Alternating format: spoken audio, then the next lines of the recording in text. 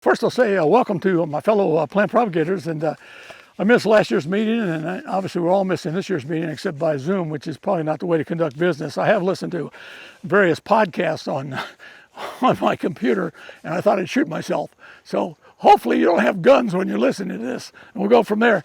And by the way, I'm Mike Dirr. My partner's in PII. This is our new company, or I should say kind of a reinvention of our old company.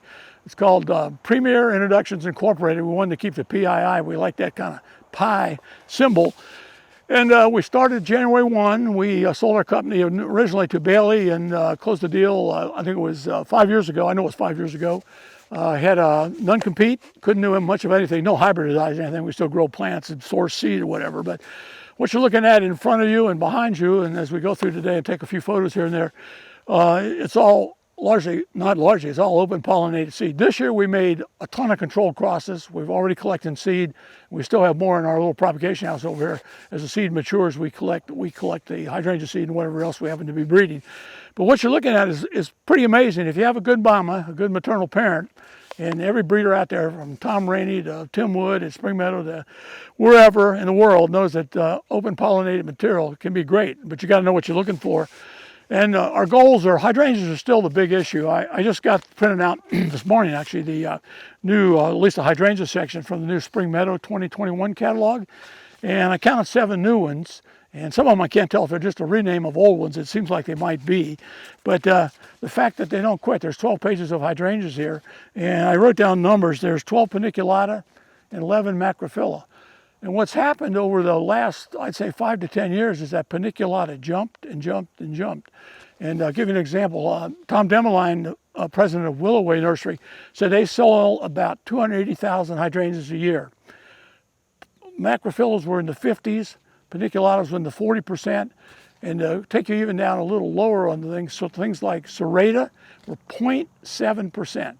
So if you're going to breed, and you're going to breed for the market, what are you going to aim for? You're going to aim for arborescens to some degree, which are a little higher, but certainly macrophylla and paniculata. And what you're looking at here is this year's selections. This is second bloom. These were cut back on July 15th of this year. And I'll just say in simple terms, it's amazing. There's also some paniculatas I brought up to show you. These are all first sequence bloom on these from seedlings of, we're using, I won't tell you what parents, but we're using as many maternal parents as we can find, and I've collected seed actually in West Tennessee, where they have a gigantic evaluation hydrangea paniculata collection. And what's really amazing, that a lot of this material, we always want it to flower faster. We want stronger stems. We want cleaner foliage. This is, I guess I can say it, this is a phantom seedling that I just picked out today, and it's absolutely amazing. When you propagate these and regrow them normally, the flower size is going to shrink. It'll probably be 2/3 the size. But the flowers are unbelievably impressive. And this is what the public wants. In fact, the filmmaker here and Bree were just talking about, if this was in a garden center now, it would literally walk out the door. And we've been able to shake out some pinks. We've never gotten anything deep as Invincible Spirit 2, Invincible Spirit Ruby. We know we can do it, and we will do it. We've already made crosses on that.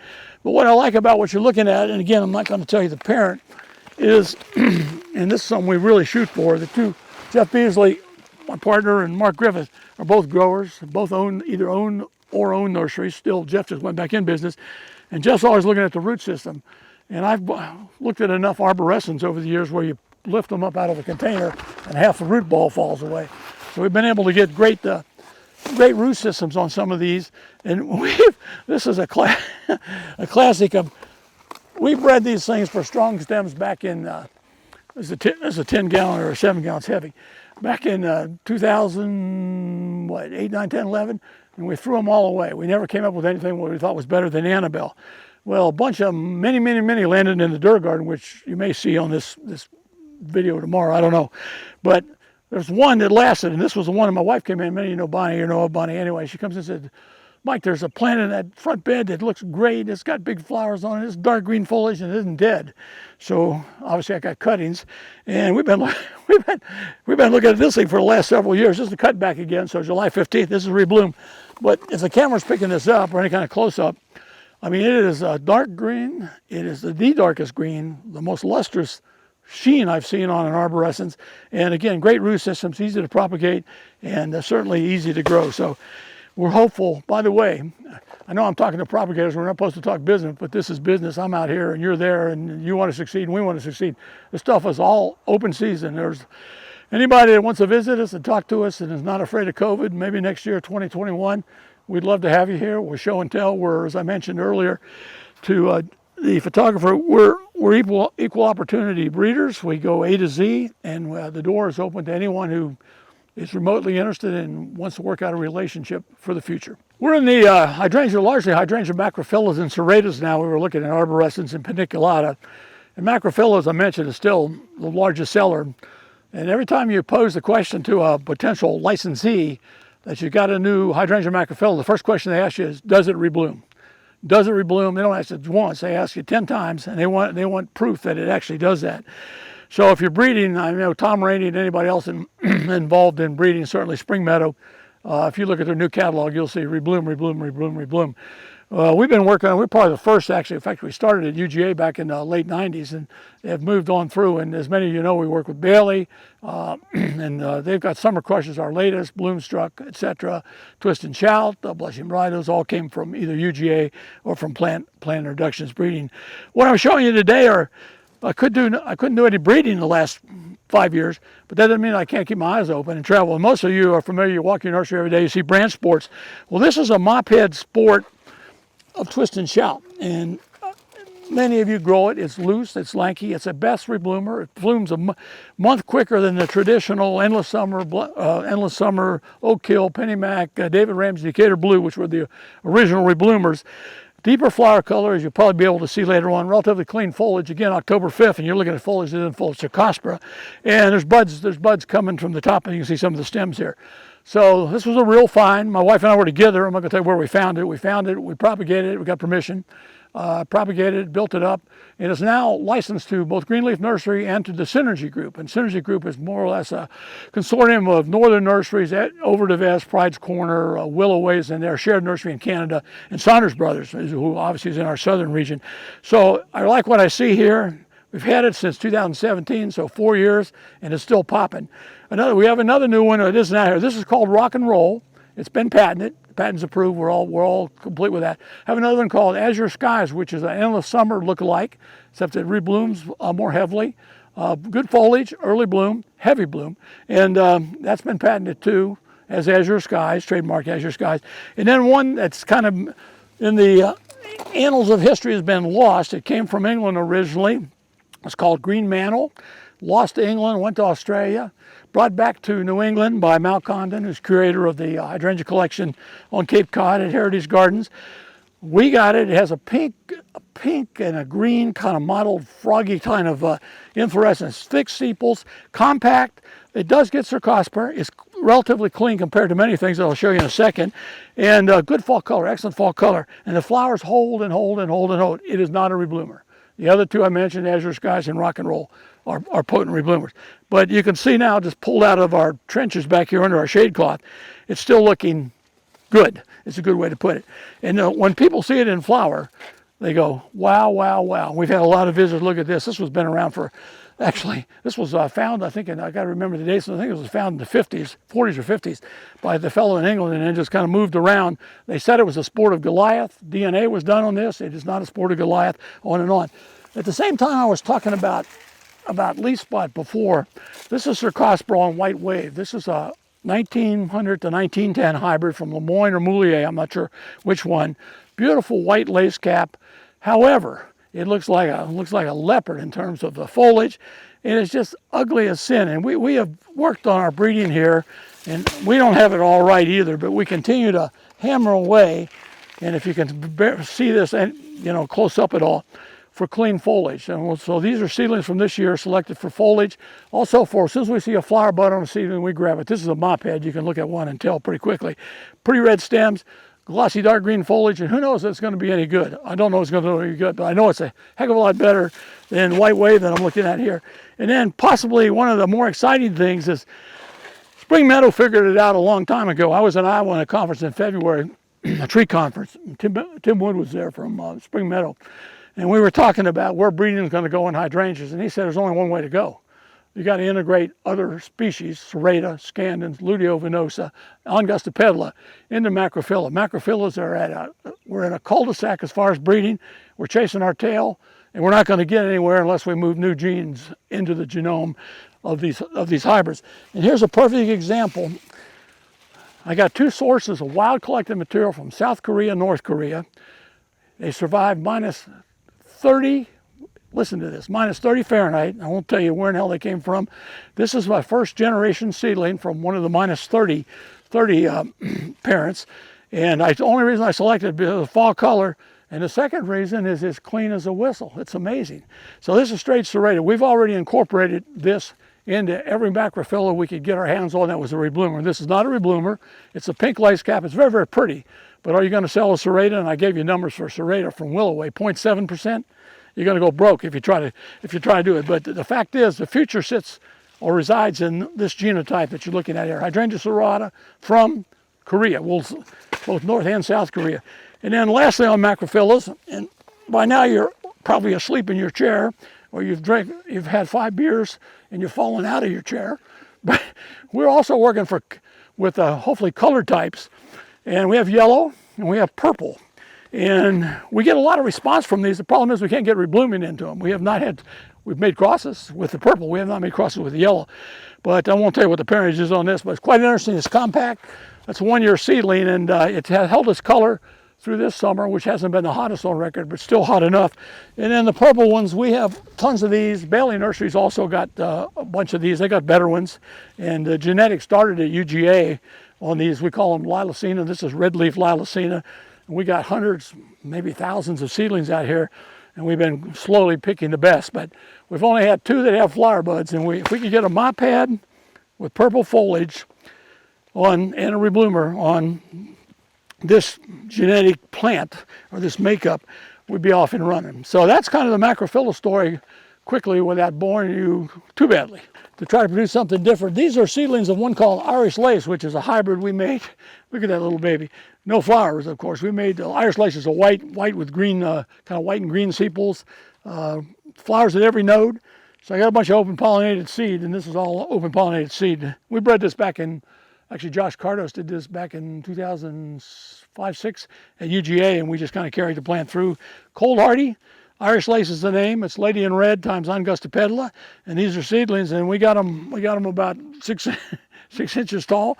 And I don't know what's going to happen down the road, but every leaf shape known to man and woman, what we were looking for, and this is where I mentioned this Fairy Tale Bride and Runaway Bride, Snow White. Those came out of Japan, and they were crossed with, it was macrophylla times scandens or luteovenosa, and the idea was to put a flower at every node, and they did succeed on that. I don't see the reblooming, but they obviously succeeded in having a flower at every node. And the flower is very pretty on that Runaway Bride or Fairy Tale Bride. So we're trying to help. We were ahead of our time, but nobody was interested when we were doing this. And we just chucked them all away except for a few. And you can look at the foliage here and just see the randomness of this genetic, what I call shakeout. It's pretty much unbelievable. I love some of these dark green foliage. Some of these are clean as a whistle. That's another thing we like about Angustipedala, scandens, etc., is that the foliage, I don't know if Jim can get that, but the foliage is clean on these too. So this is in a way is the future, but it'll still have to be back cross, or no, I shouldn't even say back cross to a rebloomer to get that reblooming trait in these little rascals, and we're doing that. Wow. Look at this one. I got to get in there. Look at the foliage on that. Not that it's going to sell anything, but it's amazing. I'm always amazed at genetics. You know, you think, hey, we can't get any more variation out of that rascal, but look at that, and then look at that little peewee we looked at over there before.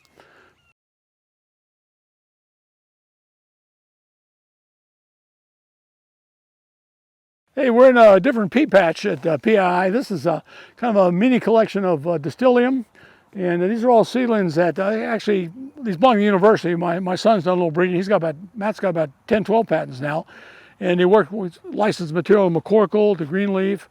Who else has got? I don't know if Bailey's got anything or not, but this is his latest crop. And I tell you what, as distilliums go, and I've looked at a bunch of them, we started the distillium pandemic, if you will, back in 2005 and 6, and it spread. PDSI has a couple. Greenleaf has a couple. Bailey's got all the stuff that Bailey has came from us. Matt has several, and we talk a lot. I just love this one. This is one of the best I've seen to date. This was, just to give you an idea, this was potted on 10, 11, 19, so we're looking at literally a year, about a year here. If the original plant was 15 inches tall, it looks like a pancake, and maybe a 15-inch pancake. Just keeps spreading, so I don't think it's going to be bigger than maybe, I'll say 18 inches, 2 feet, and just spread, not indefinitely, but it stayed low, and it consistently in the heat, it produces those beautiful tip ends, purple ends. There's a bunch of others in here. I'm not going to go through and wear you out, but these have been licensed again to McCorkle and to Greenleaf. There's one that is really, I think, again, very, very unusual. It's a small leaf form. It's close to boxwood size. And again, these haven't been pruned, so these are just left to rips. And they're all, I think we potted them all at the same time. Yeah, 10, 11, 19. So you got a saleable plant without doing pretty much any work except throwing some fertilizer on them, which we did. And that was it. But distilliums, we started in 2005-06. People chastised us, said, who knows a distillium? Who's going to buy a distillium? Well, take a look at the marketplace now. They're chock-a-block full, and there's more on the way. Jim's got this camera on. I'm just going to keep walking and talking. I love eccentric plants, and I pulled this one today because it's going to go home and it's going to go in my garden. And so I just Kubotoized about 4 trees over the weekend. 2 stinking peach trees, by the way. Don't tell me you can grow fruit without spraying, because you can't. I had a ton of fruit on. They were all full of disease. Anyway, this is a new red bud that many years ago a lady wrote me and said, I got this red bud with zigzag stems. And I said, so what? Sends me pictures, semi-weeping, but I don't know if you can focus in on here. The stems are free. Anybody got a pruner? I wish I had my pruner with me. I'd cut it off. I could probably snap this one off. This is a lower little branch. And I don't know if you can see this, but it's actually beautiful in the wintertime. It's got this wonderful texture, and I can see snow accumulating on the branches. I think you can see it. This was given to me by Alex Newbar. I believe this is going to be patented. You take a look at the stem, it looks like something that you'd typically train or to get that stage, wrap a vine around a stake to get that kind of curlicue effect.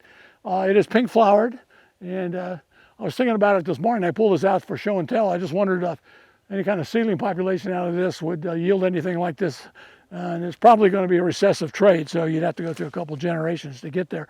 Just for a point of reference, I'm a big believer in Baptisia. And the bees love Baptisia. I grow Baptisia, semi-breed Baptisia. These are rooted cuttings from some of my selections. This year I got 3 different selections. This is actually one called Brownie Points, which is known. But you root them, you pot them in cells, or they're rooted in cells. You transplant them to, these are kind of a trade gown, some extra pots, and you're ready to go in the ground. These are all going to go in the Dirr garden, and see if we get anything different out of it. And I'm curling it. One other exciting thing, you turn that camera a little bit, I'm keeping you moving here. This is what all of you know what seedling variation amounts to, but these are Magnolia virginiana, and these all both came from the same parent, from one called Celtic, which is one of Dwayne Moon's introductions. Celtic is a small leaf evergreen, and take a look at this. This almost looks like a magnolia. If Todd Lassane or some of the crazies out there, Dave Creech, who love goofy foliage plants, this is a candidate for goofy foliage. It looks like a Manglesia insignis, now Magnolia insignis. It's got the big, long tropical leaf. And what's amazing about this thing is that it branches to the base, and then the branches come out almost at a 90-degree angle and then kind of turn up. So it makes a full plant, dark green, new foliage bronze, and this is a seedling out of the same bunch.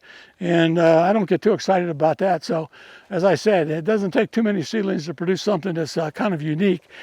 Well, we got the camera trained. These were all on the Christmas list for the IPPS. I could keep you guys for days, as you probably know. And so far, so good. These are a couple of viburnum noodle, native from Connecticut to literally down to, I know I've seen it down in Weeks Bay Regional Wildlife Area, down in the Mobile area, and probably goes into Texas. Grows in swamps. And magnificent fall color, fruit green, pink to blue. Wonderful plant. National Arboretum had 2. This was a tall one. I don't remember the exact numbers on these. And this is a little dwarf one. And these are the same age, by the way, from rooted cuttings. The root's easy from cuttings, and the root system, I can't even get it. I was going to take it out and show my fellow IPPSers the root system, but the root system shows itself, pop it to the bottom of the pot. And what's amazing about this, I saw this originally at the germplasm repository up in Beltsville, 3 feet tall, 5 feet wide. inflorescences, I should say infructescences, as large as the normal species, probably 5 inches across, 4 to 5 inches. And I got seed, germinated them, and everything I got back from the seed was this. Well, I was able to get cuttings. They shared cuttings with me.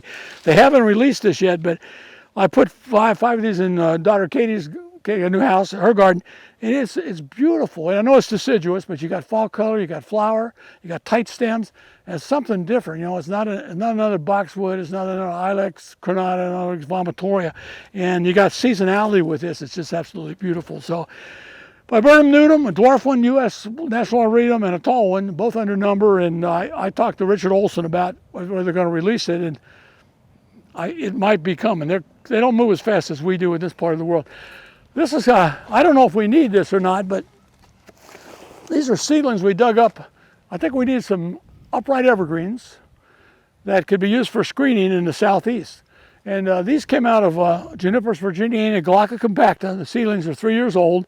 And we've got two that we really like. This is kind of strange, our numbering system. This is number 1, this is number 3, number 2 is behind me. Number 2 is already, it's going to go to the dump. But they've been relatively clean. I haven't seen, although we overhead water here, so you might see a little cabotina or phomopsis.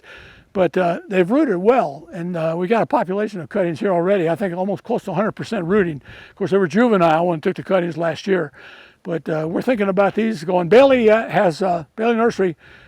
We had to allow them. This occurred during our 5-year non-compete seedlings, and so they're going to take a look at it. I didn't think they would, but they decided they would. And if we could get this thing to market, I think it'd be good for all our growers in the southeast, and certainly our retailers, and certainly our gardeners also. Okay, this is kind of the last stop in sort of the varied shrub category, but we're looking at Fothergilla, and as many of you know, I introduced Mount Airy 40 years ago, and it's still probably the biggest selling Fothergilla. And behind me is a whole collection that was, I think Tom Rainey was involved in this, Rick Lewandowski, somebody from the National Arboretum. They had like 26 so collections or accessions. I was able to pick 12 that I thought were outstanding, and they're okay, but okay is not good enough. And there's a saying in plant breeding or plant evaluation that good is the enemy of great. And if it isn't great, then the hell with it, pretty much. Well, Bobby Green sent me one that was collected in Alabama, and it's called Red. Yeah, it's called, the guy who collected it was Fred Nation, Nation, and they named it Redneck Nation since it came from Alabama. But it's a true dark gardenia. The foliage is relatively clean, early fall color, and excellent fall color and flower. And I've been looking for a Fothergilla forever that is clean right into fall until fall color expression. So I'm over at my tree buddy, John Malone, who owns a tree nursery called Summershade close by. And I'm walking around his lake, and he's got a bunch of Fothergilla seedlings. And I say, what is this? And he said, well, I got a bunch of Fothergilla seedlings, and I stuck them in, and this is one of them. Brilliant red fall color. And as anybody, the two people that are videoing this thing and can know, clean as a whistle. The cleanest, and you look at the other 12, 13, 14 in there, nowhere close. And what I found out, in terms of rooting cuttings, I've already got a couple flats of cuttings off this one. I had dug a couple sprouts last, I could probably go along there, 22120. I dug the sprouts, a couple of sprouts I just left on. It's kind of suckered, so I was able to get some good cuttings. I tried KIBA, okay, I've done Dynagel. I don't know if you've ever heard of Dynagel, and I think our propagators have, but I use Clonex. Clonex has got 0.31 IBA, so it's 3,100 parts per million IBA, and it's in some kind of purple goo. And boy, does it root them. I just looked at a flat this morning that's rooted in about 2 or 3 weeks. And Fothergilla will give you fits under mist sometimes, but the foliage still looks good. They've already got roots coming out. So you might consider Clonex. And also this Dynagel is quite good too. It's a mixture of IBA and NAA, and it's a lower kind. It's about 2/10 something IBA and maybe 1/10, a little bit more NAA, and it's in some kind of gooey. It's like a Jello almost. You just dip your cuttings in. So if you're having problem rooting some of these things, they kind of have given you fits in the past. But look at the foliage on it. I absolutely love this plant. The parent plant was about 5 feet tall, and I've got pictures of it in fall color. If there's any way I can send you an image and you could put it in there, I would do it. This could be good. The last Fothergilla I saw introduced was one called Legends of the Fall, which is introduced by Spring Meadow. It came from a guy up in Massachusetts, and I don't know why if it's any better than the old Mount Airy. I don't see it. So anyway, that's a change. And then lastly, we're looking at we worked with Raphaelepis 20 years ago, and we kept about 4. And this is the one that is actually being tested by License 2 Greenleaf. And it's amazing. Overhead water, no leaf spot, white flowers. And who wants a Raphaelepis? I don't know, I see Raphaelepis around here and they got half the leaves on because, especially in shade, water drips on them, they don't dry out, boom, they're gone. And then we will cut out this folly of a video with Abelia. Well, we actually got another group of lower petals I'd like to show you, but this is Mark Griffith's selection, made a selection out of a kaleidoscope, and it stayed small to date. I think it's about a 2-year-old plant. So we got potential for Abelia. There's too many of these, and how do you separate them and segregate them in the market? I don't know. This is one my son found. It's a purpley one. It's one called 0118, which doesn't mean anything, but it's a good red, yellow in the summer, cool weather goes red, flowers aren't much, but we keep looking at it, we keep saying, boy, that's a nice color, that's a nice color. It's evergreen too, which a lot of views aren't. And then the last one, this is another one of my sons, which we're looking for a a replacement for Rose Creek. And this is compact, it's 0317, I won't tell you the parent on it, but it stayed small, heavy flower, clean, you can see, look at it now, clean foliage, good in a container, pretty good root system, which a lot of abelias don't have. So those are 3, and also Greenleaf is looking at that too. So some of the stuff is out under test, and it may never end up in anybody's backyard, but at least we're trying to get material out. And lastly, I said lastly before, turn that thing around. I'm just going to throw this out. I think there's some room for native small trees, and this is a X Americanis. This is a 1-year seedling. I germinated this January, and I've got some other ones there that are shrubbery and miserable. But the neat thing about Styrex, has a white flower, yellow fall color when it's at its best, smooth bark, almost like an amelanchier bark. And I think something like X Americanis, I don't know if we can make a market in it, but if we don't try, we'll never know. And just point of reference, I'll drag one over here.